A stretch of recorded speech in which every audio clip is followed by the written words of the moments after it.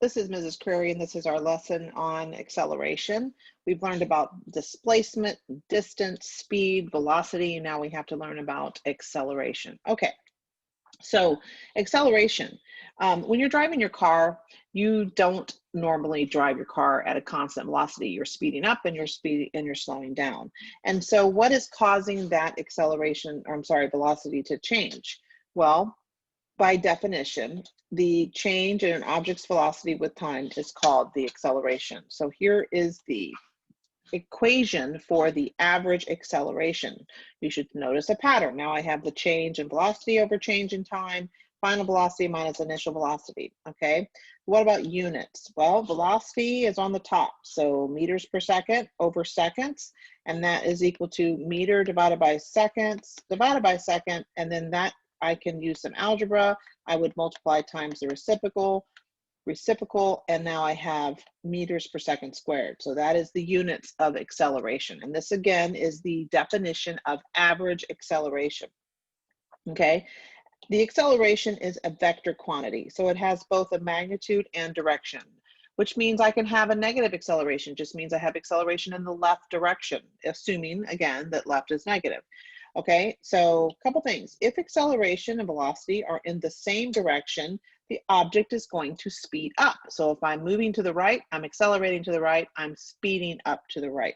However, if the acceleration and the velocity are in the opposite direction, then the object is going to slow down. So think about this. If I'm moving to the right at some speed or velocity, and I step on the brake, the acceleration is in the opposite direction, and I will then slow down. Okay, we're going to show us a couple examples of that. Now, just like velocity has an instantaneous velocity definition, the instantaneous acceleration is very similar, except that now I take the limit of the change in velocity as time approaches zero. And so I would be able to find that if you were to plot the velocity versus time curve and find the tangent line at the time of interest and calculate the slope of the tangent line, okay? All right, let's do an example. Mr. P is riding his bike at negative 14.3 kilometers per hour when he begins pedaling the bike to cause a constant acceleration. If after 6.4 seconds, the bike is moving at negative 23.7 kilometers per hour, what is the acceleration of the bike? What information was given? I was given an initial velocity of minus 14.3 kilometers per hour. What does that mean? He's moving to the left at 14.3 kilometers per hour. I was also given a final velocity of negative 23.7 kilometers per hour, and I was given a time of 6.4 seconds. You would need to convert those kilometers into meters and hours into seconds, and I would find that to be 6.5, whoops, wrong one. The first one, I found that to be negative 3.972 repeating, and that's now in meters per second, and this converted to negative 6.583 repeating meters per second, and we're just keeping our digits until the end, and then we will round. And now those are my knowns. What was my unknown? I was asked for acceleration. I can then find acceleration using the definition of acceleration, which is the change in velocity over change in time, which is v final minus v initial over t final minus t initial, which is equal to the negative 6.583 repeating minus a minus 3.972 divided by the change in time, which was 6.4 seconds. And that is going to give me an acceleration of negative 0.4 meters per, I'm sorry, 0.41. That's now where I actually round, and I have to have how many sig figs? Well, what's my smallest number of sig figs in my problem? 2, because the time was given in 2 sig figs.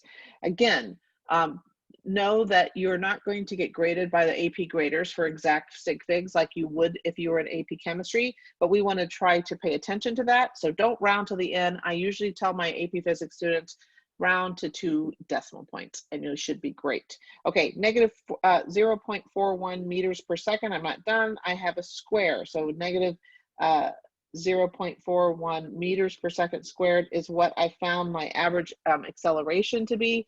And what does that mean? That means that I'm accelerating to the left at 0.41 meters per second squared.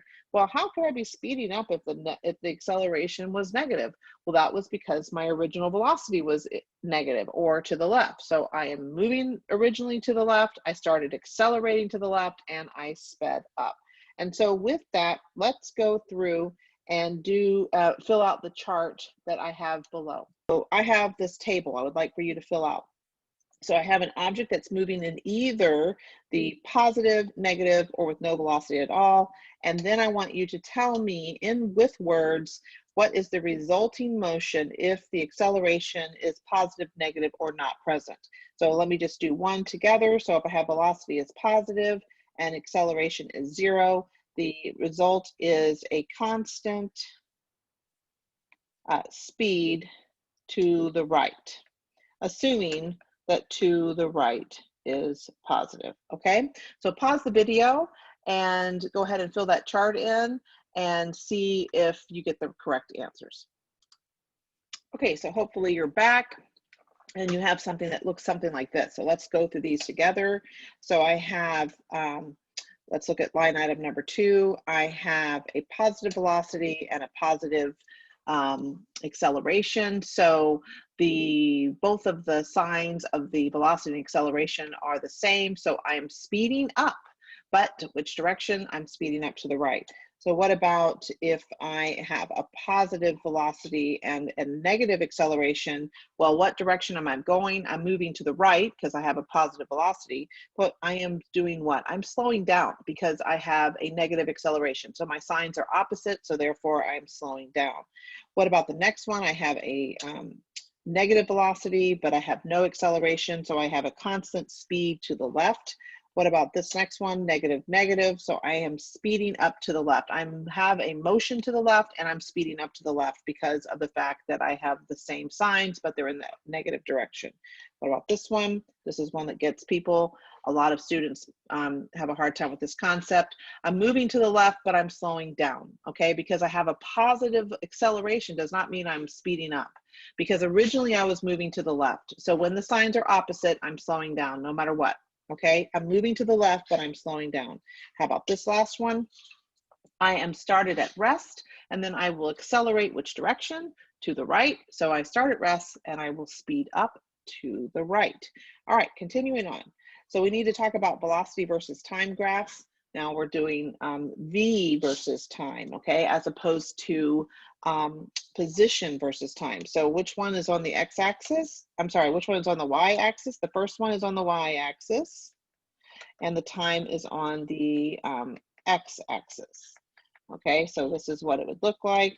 I have velocity versus time. All right, every time I have a graph, I need you to ask yourself, what is the slope units and what is the area under the curve units, because they're going to tell you some things. So think about that as we continue on, because again, graphical representations help us. It helps us visualize what's happening. In addition to that, we can learn some things, mathematical relationships, so I can do some predictions, and also be able to quickly visualize what's going on. So there are now a couple of 6 rules for a velocity versus time graph.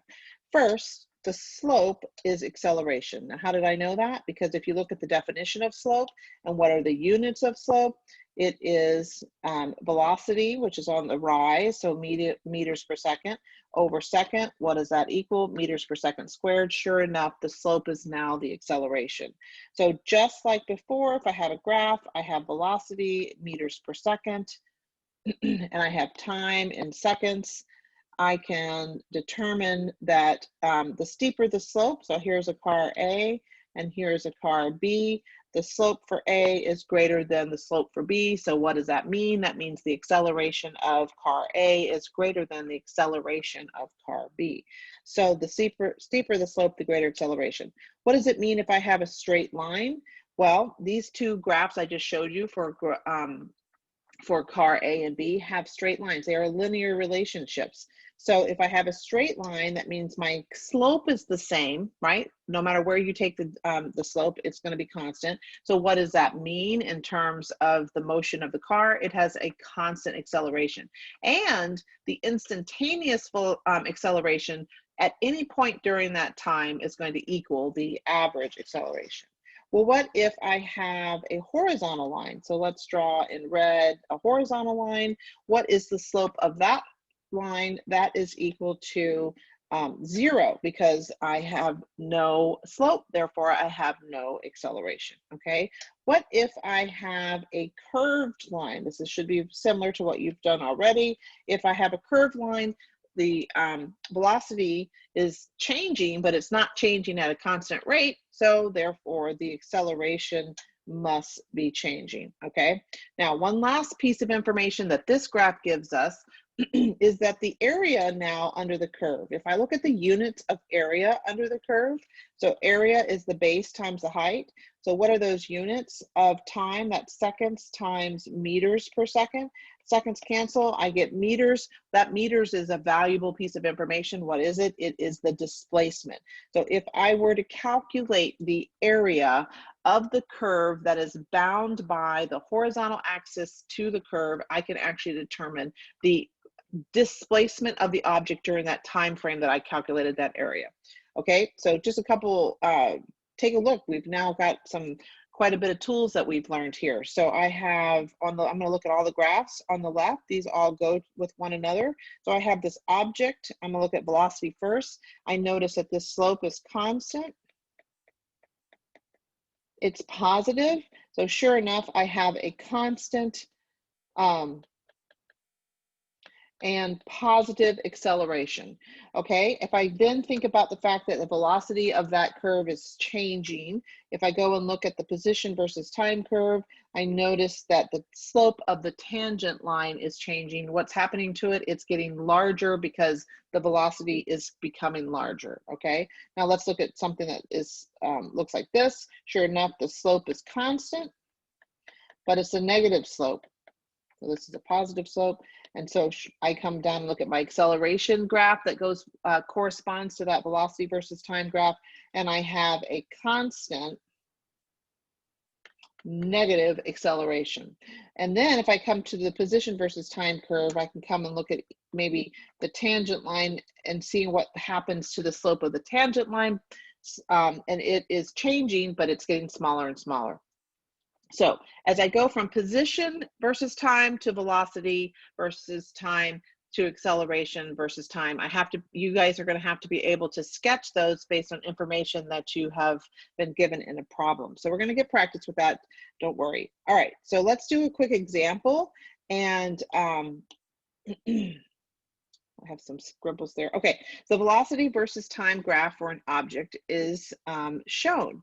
And I want you to find the acceleration, the average acceleration of the object during these time intervals. Okay, so now you guys have gotten exposed to quite a few different graphs. So now you need to be very, very careful about what graph you are looking at. Make sure you pay attention to what's on the y-axis and what is on the x-axis.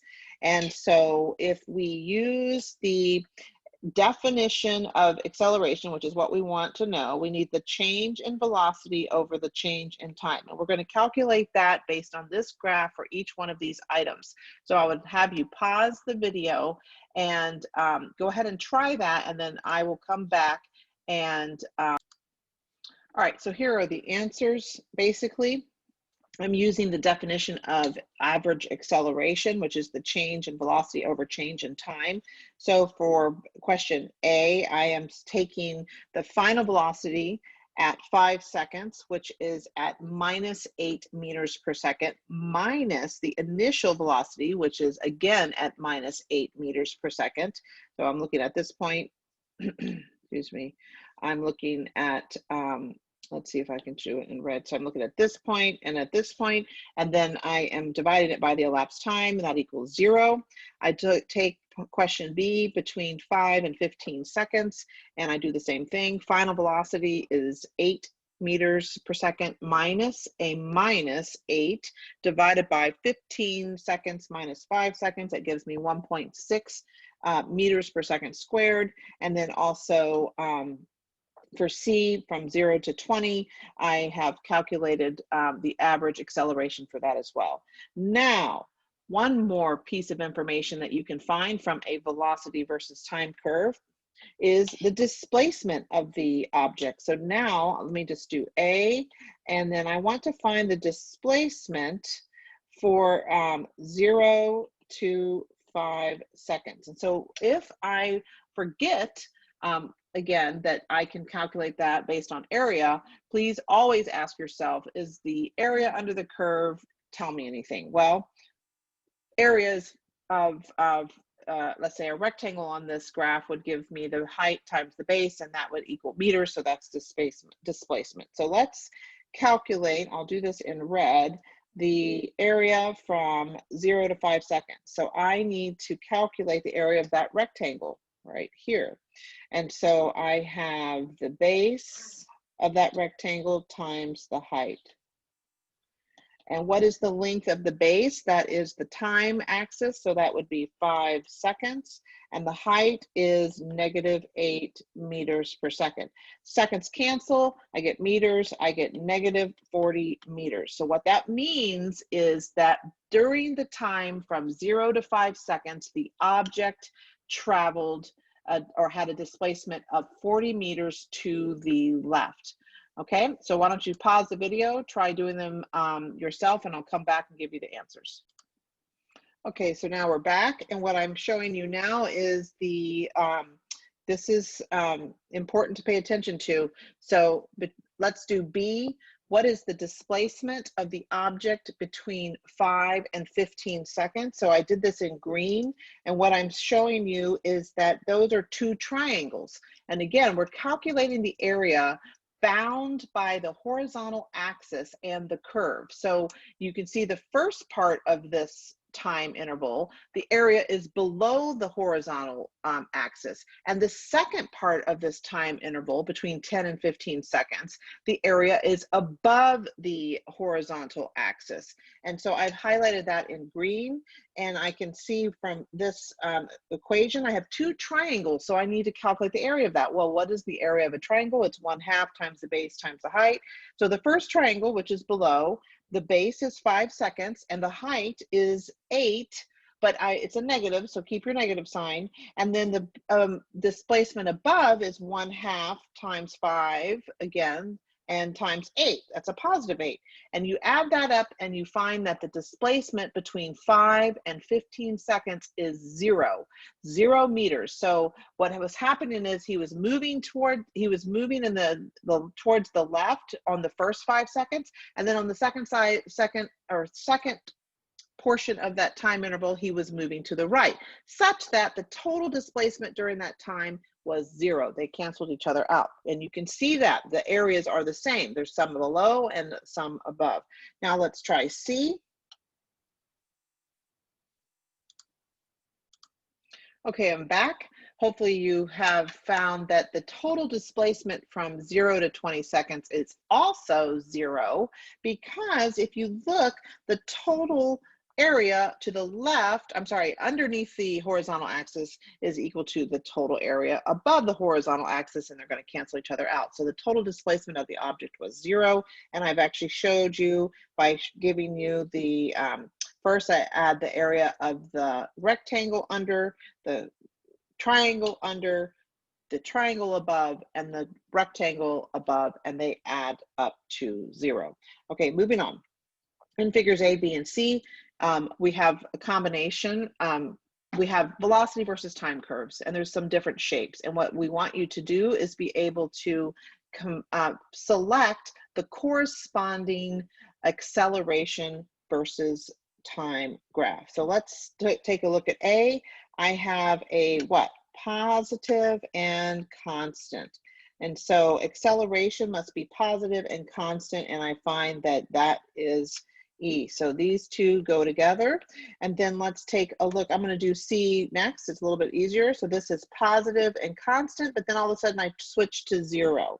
And so I have positive and constant, and then I became 0. And so these two go together. And then obviously through elimination, I can see that B goes with D, but let's see why. Let's see if we can figure that out. So what's happening to velocity? It's actually changing. I have my tangent lines. The slope is increasing with the tangent lines, and therefore I have to have an acceleration that's increasing, and I can see that that is the case. So that is the end of my video or lecture of today. I have some worksheets for you to complete, and here is a link to some flipping physics videos that might be helpful if you're struggling with getting some of these concepts. Even if you're not, it's a great way to solidify your knowledge or comfort with this material. Thank you and have a great day.